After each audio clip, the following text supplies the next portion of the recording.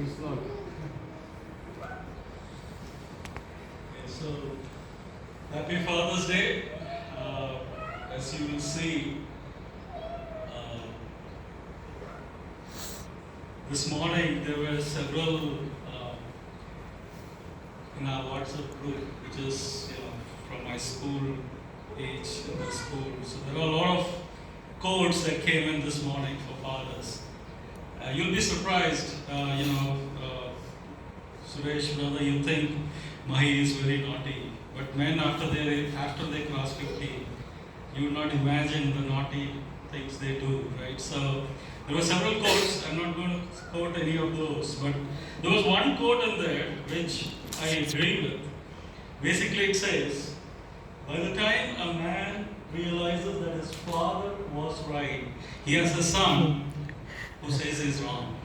Right? So I think I have two, but you guys are lucky. Your sons are already recognizing. I know my son said, I'm there for him, but that's a fact.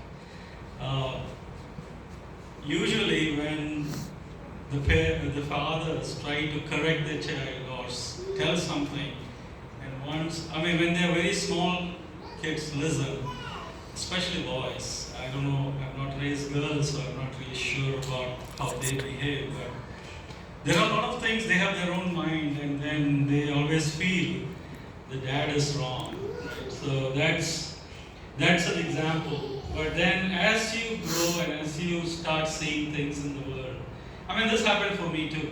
It's not like I was different. I had a lot of conflicts, but my dad was always there as a friend.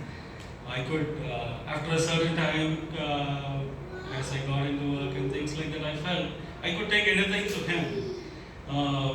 Because it was the Lord who showed me through my dad what the Lord is. And I think last Father's Day when we were having our meal together, we had a session where everybody was talking about their father. What do you want to say about your father?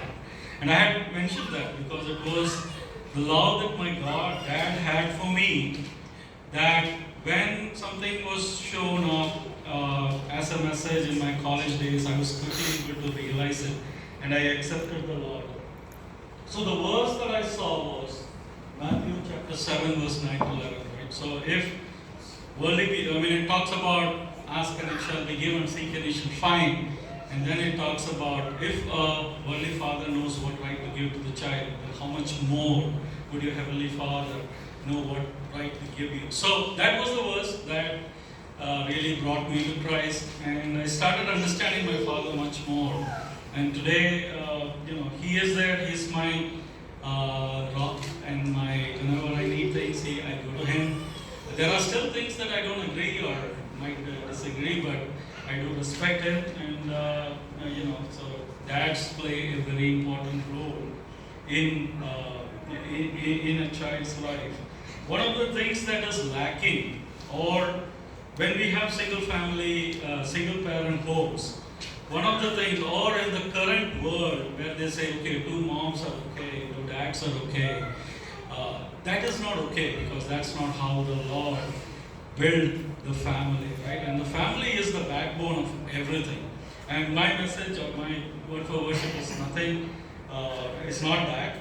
But what I want to say is, what God built the church, and there are several examples that are said that makes us realize that it's all based on the family, right? Family, and then when He has appointed, it says in Corinthians, right? Christ is the head of a man, and man is the head of the woman, not to show the authority or be like a dictator, but that there is a hierarchy in everything, and that's how God has built. And it's my belief that, just like how the president, at the end of the day, anything happens in a country, the president, basically has to own to any decisions his cabinet would have made or somebody would have made.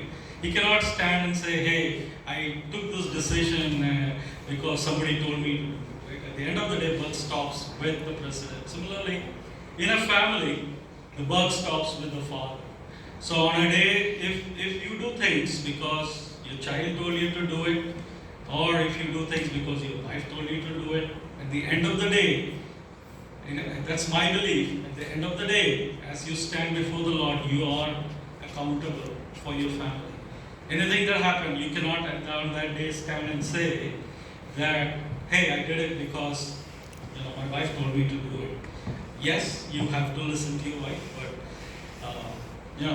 you are accountable, and that's where you need to understand what is the role of a father. And there are several instances in the Bible. I will quickly talk about one instance, which is from